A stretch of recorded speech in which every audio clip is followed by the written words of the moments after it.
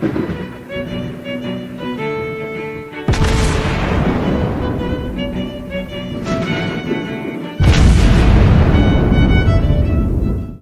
everyone, and welcome back to World of Warships Blitz with Terry. Today we are looking at an interesting ship. And that is because this is the USS Kearsarge. I don't even know if it deserves the USS prefix, but we'll get to that in a minute. The Kearsarge is it's technically a Tier 9 battleship. In practice, it is an actual hybrid. The Kearsarge, if we have a very quick look, has a flight deck and turrets. So what in the world is that? Well, let's begin with the name. There was a ship called Kearsarge, and the very first ship was a sloop of war that was gaining some fame during the American Civil War. And then there was an actual battleship. Well, it was a pre-dreadnought, but she was the only battleship in the US Navy line that was not named after a state, but named after the sloop, which in return was named after a Mount Kearsarge. I hope I pronounced that correctly. I have tried to look it up, but that seems to be the consensus. So the BB-5 pre-dreadnought Kearsarge was then succeeded by what was going to be an Essex class aircraft carrier to be named Kearsarge, which was then renamed Hornet because the actual Hornet had been sunk. That's the one with the B-25s that we were talking about earlier. And then because the Kearsarge Essex class carrier had been renamed Hornet, one of the next Essex class carriers was then named Kearsarge. So the name has been used in the US Navy both for battleships and aircraft carriers. So as such, it's actually a pretty fitting it's a pretty fitting name for this ship. So they've definitely done their research. Now, the next thing, I was curious, as one is, to see if I could find out a little bit more about the origins of this ship. Why did the Americans ever design something like this? Because if you were thinking about the ESA class of what the Japanese have done, these started out as battleships and had been retrofitted as semi-carriers or hybrid carriers because, well, the Japanese ran out of carriers and needed something on the quick. Not necessarily a problem the Americans had later towards the war. So the next thing I was looking at was, look at it. This looks extremely like something out of Tillman's Maximum Battleship sort of series, right? Not exactly. I mean, it looks insane enough to be that. But look at the bow section. This is not a bow that you would, or in general, a sleek ship layout that you would see in something that was designed, in the kind of First World War era. So something else had to be afoot here. This looks from the hull, except for that monstrous flight deck in the middle, looks more like something out of the late 30s. Now the next clue that we find is in the description. Because the description mentioned that this was developed in the United States in the second half of the 1930s, so there we are right, and it was called Project 1058.1. That sounds suspiciously Soviet to me. So following that little rabbit hole, it turns out that, in fact, the Soviets, who were trying to build up a navy but did not necessarily have either the design skills or the naval shipyard capacity for that, were indeed approaching an American shipbuilder in order to design them a hybrid battleship aircraft carrier. So there were three designs, and I think the B design is the Project 1058.1 that's mentioned here. And relatively quickly, they found a bunch of problems. First of all, these things were absolutely monstrously large, and no Soviet shipyard would have been fitting these, and I'm not even sure an American shipyard would have at the time. And the protection, due to the massive block of flight deck in the middle of it and everything else, was lacking, and it was just generally would have been impractical. So the Soviets then gave up on that idea after liaising with the American shipbuilder for a while. Which means, of course, we now have the thing in World of Warships. So that's where the Kearsarge comes from. And that's why I was skeptical if this was even deserving of the USS prefix. It probably would, because it is in the American line, but the Americans were never going to build this for themselves. This was meant to be built for the Soviets. So this should actually have been would have made more sense to be in the Soviet tech tree, to be honest, as a Tier 9 hybrid carrier. Well, all right then. So let's have a look at the stats and see what we can compare this thing to. Well, the first thing, we're obviously going to compare it to an Essex because, well, it's a battleship carrier thing, and it's named after the same name that an actual Essex class carrier. So let's compare these two. The first thing that stands out that the Kearsarge gets precise aim. It's a precise aim 1, but she does get it, and she gets she gets airplanes. It's a battleship with planes. So let's have a look what that looks like planes-wise. We'll not have a look at the other things, but just at the planes for now. So these are BTD-1s. This is the successor, I believe, of the Dauntless, or of the Devastator. I'm not entirely certain, but these were, I think, late war multi-purpose bombers that could be fitted with both torpedoes and bombs, but they didn't really see an awful lot of action anymore. We do see these in the Essex as torpedo bombers, so that's not completely out of the question. But so what do we get? We get one squadron with 5 planes, and each plane drops 2 bombs. So this is sort of a little bit like the British level bomber thingies, but not quite as. The preparation time is on the long side, 5.8 seconds. That is pretty long, especially for a wing that size. The hit points are comparable, and the bomb damage is obviously, because they are presumably 250 kilo bombs rather than a big 500 kilo one or something similar, is on the lower side. And the chance of the individual bombs is halved as well. In return, you get more bombs out of it. You don't get any torpedo bombers or any fighters though. So this thing has a single dive bomber squadron, which is good and bad, and we'll get to that later. But first of all, let's look at the other things. Now, why am I comparing that to the Montana? Well, let's have a quick look. Obviously, the Montana getting the rapid reload. Looking at the survivability, I mean, this is a Tier 9 ship, right? But looking at the survivability, the armor is not great. I mean, it's okay-ish. But my first thought was, oh dear, we've got ourselves another Constellation situation where you have something absolutely massive with below average armor plating and that can be blown clean out of the water with relative ease.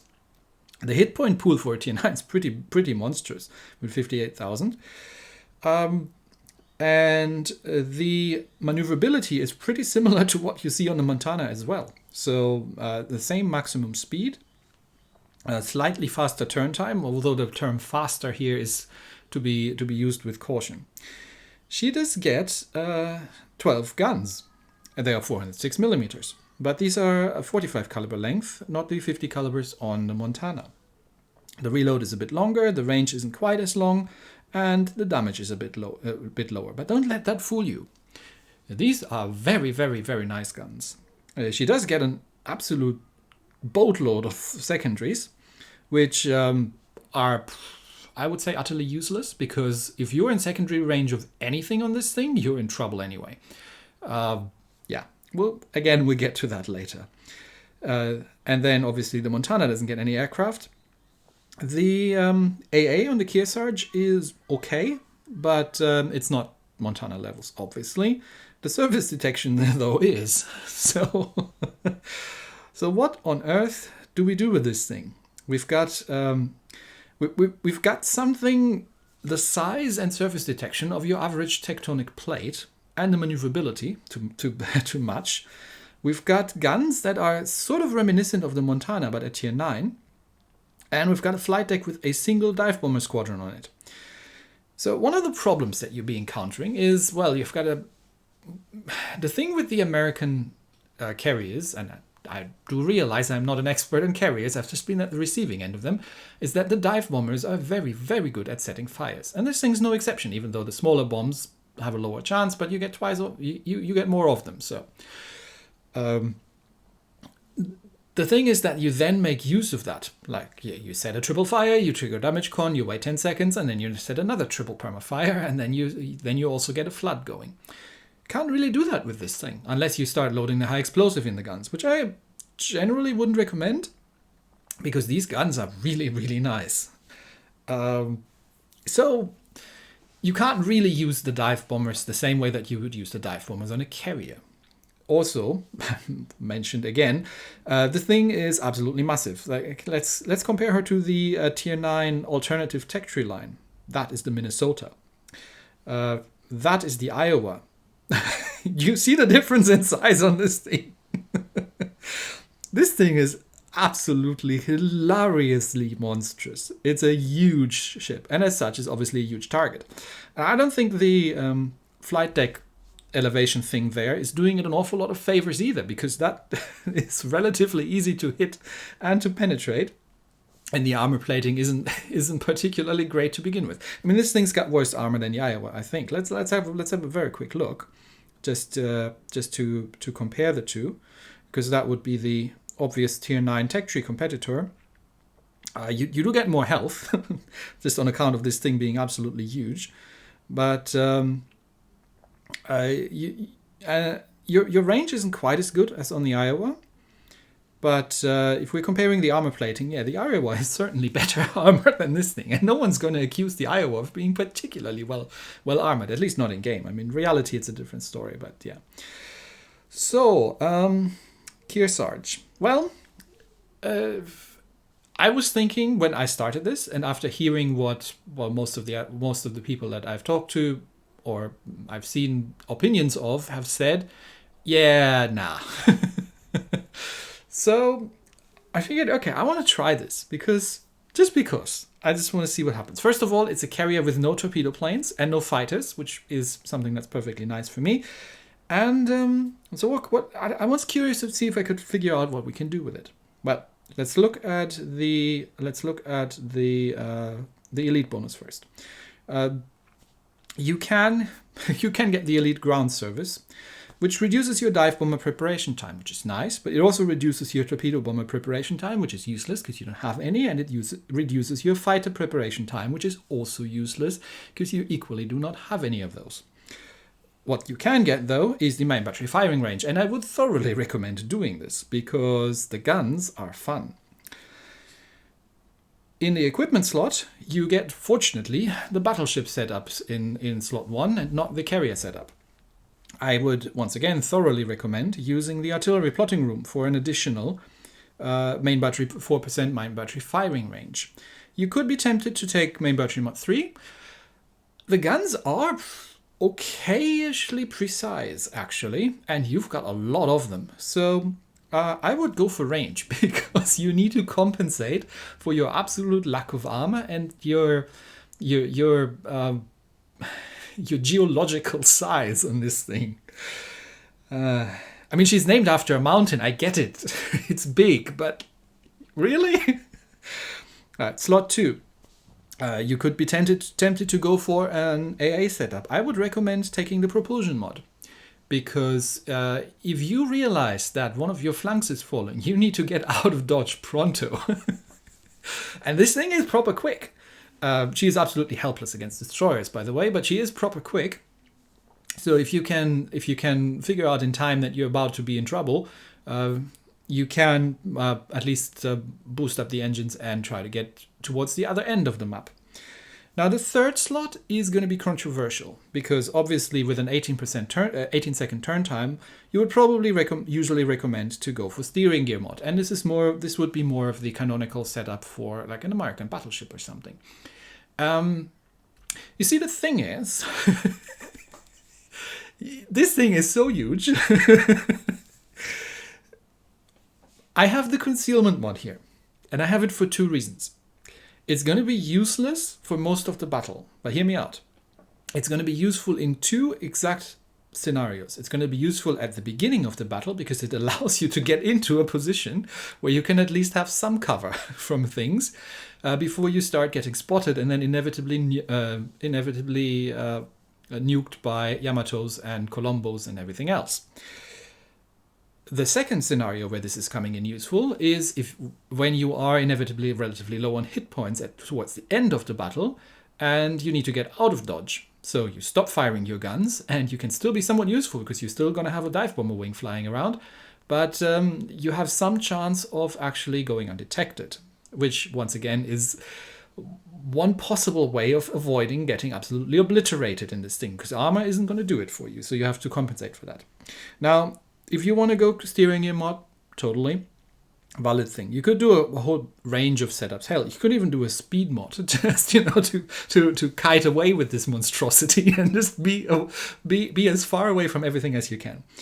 I might have hinted towards the playstyle a little bit, but we'll see that in action a little bit later. Commander skills. I have the aerobatic maneuvers, which comes at the cost of torpedo damage reduction. Yeah, I'll take it. Get your dive bombers back more quickly. Other than that, it's pretty much a standard battleship setup. I have gone for fire supremacy and marksman because with this you get 3 precise aim, and even if it's just a precise aim 1, it's still a precise aim, and the guns can be reasonably accurate at long range, I find. Almost un-American. You don't get the rapid reload, but they are pretty nicely accurate, and with this skills you're enhancing that. I have taken the exploit weakness because in retrospect, this was just how I set it up. In retrospect, I probably wouldn't, because I thought in the beginning that, oh yeah, I've got the dive bomber things, and if I dive bomb things that are already on fire or flooding, or I shoot at them after triggering a fire, but you only get 1 wing. Right? So even if you set 3 fires, it's going to damage control, and you're not going to be able to set another fire until the damage control is off cooldown. So I probably would switch this over to Generalist in return, just to recover a little bit more on hit points as well. There's not really a great choice here. Otherwise, you obviously want Extinguisher because you don't get the rapid reload, which also... sorry, the rapid reload is over here. So you don't need the Master Reloader. You may be able to share the captain a little bit with the alternative history battleship line if you forgo the plane specific one up here, and you definitely want the APCS going forward and probably the horizontal protection. So obviously, as is standard, because these take an awful lot of XP to get to, I haven't taken these, but the guns I would definitely recommend. Camo wise, you can put a historical camo on it. I know that there's one in the there was one in the in the event thingy. I think there was a special one. I can't remember what was in there, but this gives hit points, range, dispersion. So that's the good stuff. Let's have a quick look. Maybe I can still find it. No, that's not what I'm looking for. That's what I'm looking for. There was not the sonar sweep, but there was another. No, it's not here.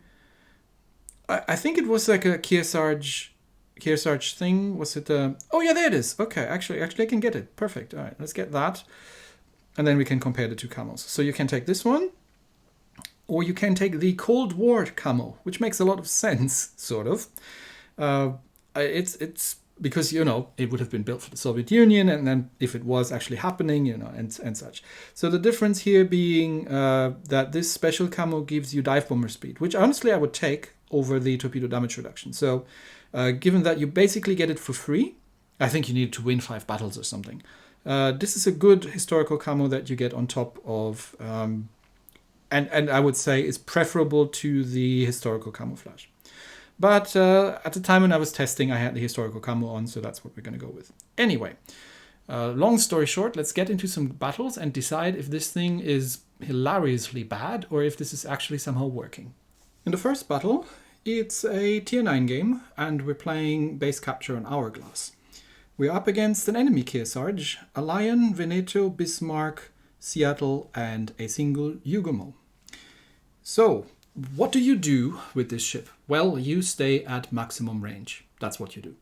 Use your guns. You have to use your guns because your planes are really more a side note, but stay at maximum range. that is the one way that you play the ship, and you'll be surprised. So what we'll do is we'll move a little bit forward, but look at the range on this thing with this setup. I can almost hit the enemy cap circle from over here. There comes the enemy Kearsarge with the dive bombers. So the other thing that you can do is you can scout, and you can harass destroyers and other things. So let's find out what's coming down this flank, because there is one destroyer in this game. I realize there are two, but the other one's a bot, and bots don't count. At least not the bot destroyers. So this is about as far forward as I want, because I've definitely got the range to do something with my guns once I spot something to shoot at. So I'm just using the dive bombers to scout. There's the Seattle, not something I want to drop because Seattle's got lots of AA. What else is over here? No destroyers to be seen. Okay, there's the cargo, but it's the bot. Okay, so the other destroyer's on the other side. So let's drop the Bismarck and see if we can trigger a damage control. Okay, Izumo, I'm not sure what you're doing, but you're going to regret that. There's a Seattle behind that island. You are going to be on permafire, and if the enemy Kearsarge is doing the right thing and is dropping the Izumo, the Seattle is using some tactical lag dodging here. No, I don't know. Could have just been legit lag.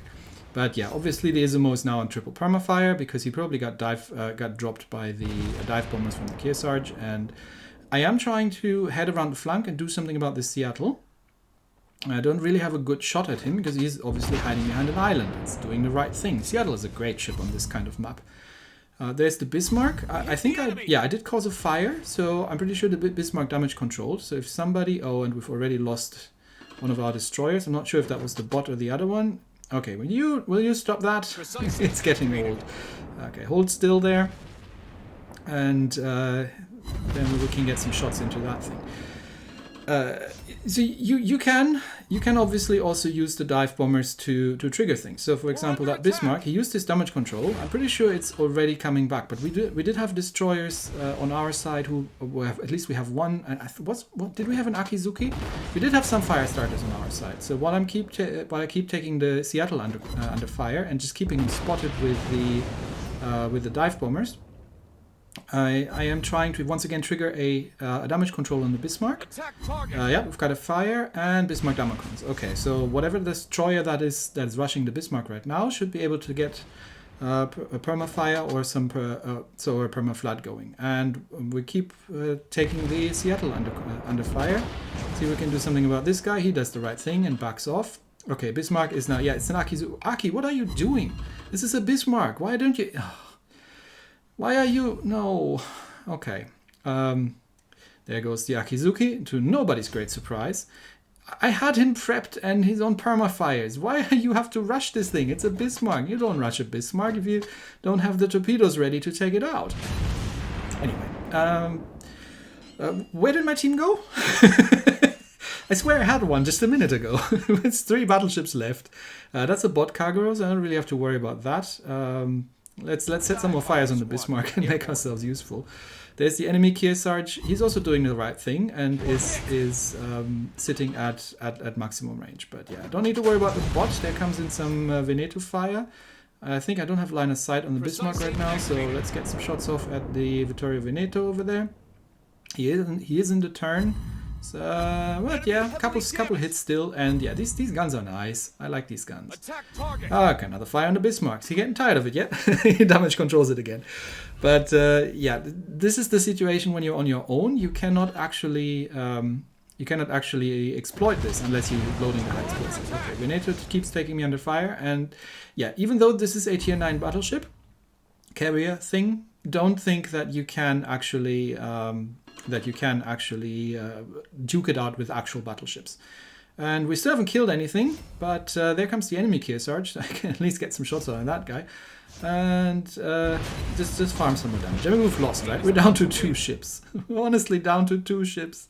It's hilarious. And logically, the Vittorio Veneto is now coming in to, get some shots off. This is not a distance in which you normally want to use a Kearsarge. This is very much the wrong distance. But we can still do some dive bomber drops and, in fact, kite away from him. Now, he has wisened up and has loaded the armor piercing, but I'm not sure where he's turning into. I can still recover a little bit of hit points. He's almost in secondary range. So full speed ahead. There comes the enemy Kearsarge, but he's shooting short.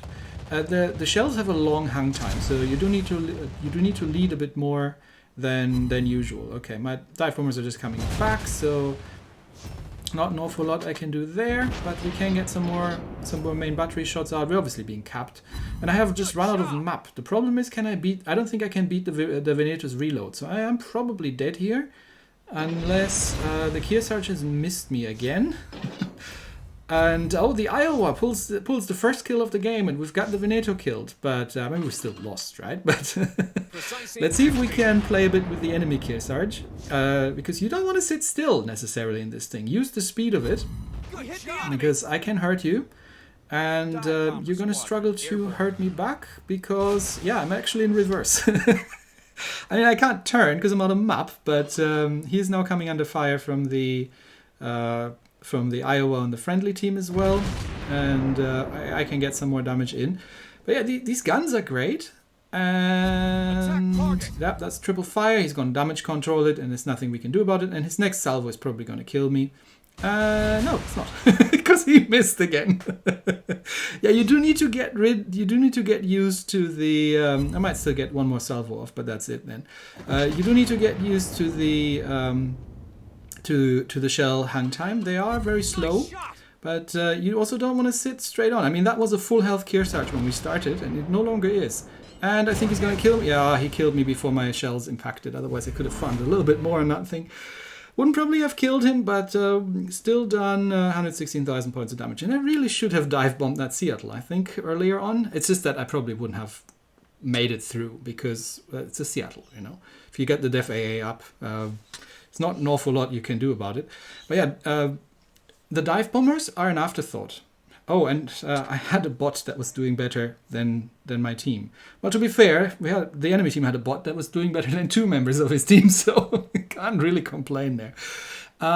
Yeah, the dive bombers are not there for damage dealing. Let's do another one. In this second battle, it's a tier 10 game. Double Yamato, Alsace, Missouri, Shima, and Fletcher. And we're playing on the Atlantic, one of the more dreadful maps, and no carrier in here. So this is I picked this battle because it goes and shows really nicely what you can do with this dive bomber squadron. I've got a couple more actually. I had fun testing this ship, but this one was a nice example of it. So there are 2 destroyers on the enemy team. I think it was Fletcher and Shima. So the first thing is what we're going to do is we're going to spot the Fletcher or the Shima, whatever it is that's coming on our side. Was it a Fletcher? I can't remember. The destroyer that's coming on our side, because there's going to be one. I mean, look at our spawn, right? The enemy team is going to spawn exactly the same way. 1 destroyer on each flank. So let's find the little bugger and keep him harassed from the air. That's what we're up. That's what we're here for. We're not necessarily here for killing it. We can't kill it with the dive bombers easily.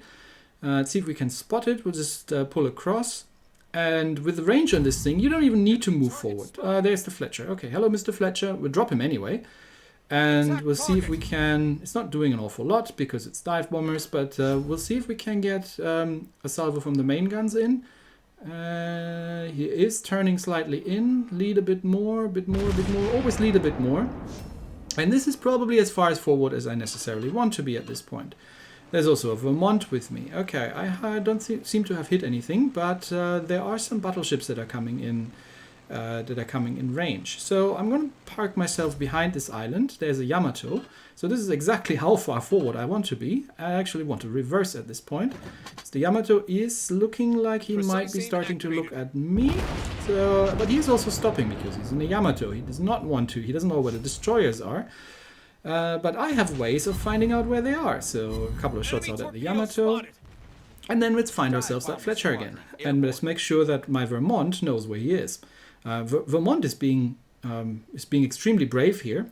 So let's help him out and find out where that Fletcher is gone. And see if we can harass him a little bit. There were some torpedoes passing by. Not sure where they come from. But we're just looking for the Fletcher at this point. Torpedoes! Where did he go? Oh, there he is. Found you. He's hiding behind the island. Okay, Vermont, there's a destroyer behind that island. We'll airdrop him. So that's the thing, right? That's what you do with these dive bombers. You don't use them to actually cause damage yourself. You use them to either keep destroyer spotted and under air harassment, or you can use them, and donking a bit into the Frenchman, or you can use them to prime ships for permafires or permafloods with if you have teammates that you can do this with. So the Fletcher has smoked up and is probably about to torpedo the Vermont, so I really don't want to go any further forward here. There comes the Fletcher. I mean, Vermont has no excuse, right? He knew he was there. I've pointed it out to him by just spotting the Fletcher. The gearing comes to the rescue, though. And we've lost our Chungmu to the enemy Shima. And it looks like our other flank is pretty much collapsing. But the Vermont seems to have survived. And I still have a Yamato back over there. So let's get a couple more shots out of that thing. And weirdly enough, the Vermont's still alive, so maybe we can get the dive bombers out again, because now the dive bombers are locked on. So even if the Fletcher was going undetected, and I think he's in a gunfight now with the gearing, my dive bombers would home in on him. So we've got Shima who's going to cap us, right? That we know that much.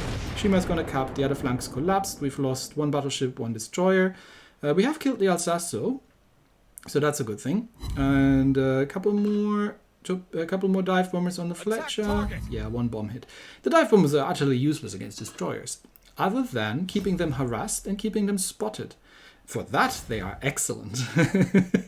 So that poor Fletcher there has been pretty much constantly spotted this battle. And we now have to push down this flank because we're about to get capped by Shima. And we will have to counter cap. We are 20 points ahead, but we're equal on kills, so let's see if we can find ourselves something. The Yamato there is coming under fire, and it looks increasingly like a lemming train on this side. So I'm useless against destroyers. I mean, I can probably cap. I could probably spot the Shima, but what for? There's nobody to do anything about it. There's one battleship that's sitting kind of in the rear, but unless that is something Italian, there's probably no point in doing it. So I might as well start dropping some of the other battleships, because now we need to counter cap. So we need to get rid of these guys. And the team has realized that and is calling to go for the cap. There comes some Yamato shells, and yeah, that was okay. Could have been worse, but got a couple hits in return. And once again, I am probably as close as I want to be. Yamato has managed to outrun the torpedoes, and I've set a fire on the Missouri. But let's get the Yamato killed, and then, yeah, that went pretty well. Gearing has actually taken out the Yamato. Missouri is firing, and yes, obviously we are being capped, but our destroyer should be able to make it into the enemy cap to counter cap, and we are 2 kills ahead at this point. So I think we'll be base trading, which is okay. It's a common thing to happen on this map. So now it's just to make sure that that we win on points. So we're moving forward. There's no. I could use my dive bombers against the destroyer in the cap, but there's really no point there. And we've just lost the Vermont, who got himself torpedoed earlier. So now we're just 1 kill ahead. And it wouldn't do any good to die now. And these are some big guns looking my way. So we use the speed here, because I'm now suddenly the closest target for these 2 guys. And I'm thinking briefly about spotting the destroyer, but it's nobody who could do anything about it, so I might as well not bother. So let's keep hitting the Missouri over there, and see that we can get him whittled down, because we may be losing another ship if we are not careful. Not sure if he's moving forward or not. Rendering distance too large. Missouri shooting at me. At these extreme ranges, the armor actually somewhat holds up. That's a double fire. Does he have a Damacon ready? He does. Unfortunately, the Seattle might be able to capitalize on it. So has the Seattle noticed that? No, he's taking the Yamato under fire. Unfortunate, because that's why I'm triggering these Damacons, so that my team can do something. And obviously, Missouri and Yamato are now both taking me under fire, which means I need to get around this island on the quick and be able to do something about it. Now, you see the damage ticks up, right? You've got these 12 guns, and you will get... we have been capped out, but we are counter-capping. So as long as I don't die, we should be okay, because we're a bit behind in capture points in cap. Ow, that was the Yamato. I really need to get out of here. Because this is not a ship that you necessarily want to tank in. But The battle is over, we've won on points, and we have done the highest amount of damage in the game. And we haven't done this with the dive bombers. The dive bombers are not there to do damage. The dive bombers are there for two things. They're there to spot and harass destroyers, and they are there to trigger damage controls for your team to exploit, not for yourself. Unless you want to start firing high explosive at stuff, which you can, but wouldn't necessarily bother. It's the guns. These guns are great. They are great fun. I haven't even tried the APCS yet, but these guns are nice. They hit hard. The shell hang time is pretty long. But what you do in this ship, you stay at maximum range. You use your dive bombers to find targets early on for air harassment of destroyers or for triggering damage controls. And you use your guns at maximum range for as long as you can until you're coming towards the late game when the battle becomes more fluid. At which point you use your speed to open up the distance and just generally, get out of dodge as much as you can and maintain maximum range as much as possible. Doing that, you can do really, really well even in a tier 10 game. And I have to say, I was extremely surprised that on paper, this ship looked like an absolute disaster. This looked like something that had no armor, no way of defending itself. She's still pretty much helpless against destroyers. You just don't have the maneuverability to do an awful lot with them. But you mostly should know where they are, because you have the dive bombers to scout them. Which means that if you have to hold a flank and there's no scouting from your team, you can actually use your dive bombers to at least keep destroyers spotted and have an early warning that they're coming for you. And then, use your speed to get out of dodge. And that is why I'm actually enjoying the ship. I'd say this is a fun ship. It's not a hugely great ship, but it's not particularly difficult to play. Just don't rush forward and use the dive bombers as mentioned. And this is a fun ship. I would like this ship even on my own port. So there you go. Big surprise for me. And if you have her, that's how I would recommend playing the ship. Anyway, that's it for me today. Thanks everybody, and I'll see you next time. Bye bye.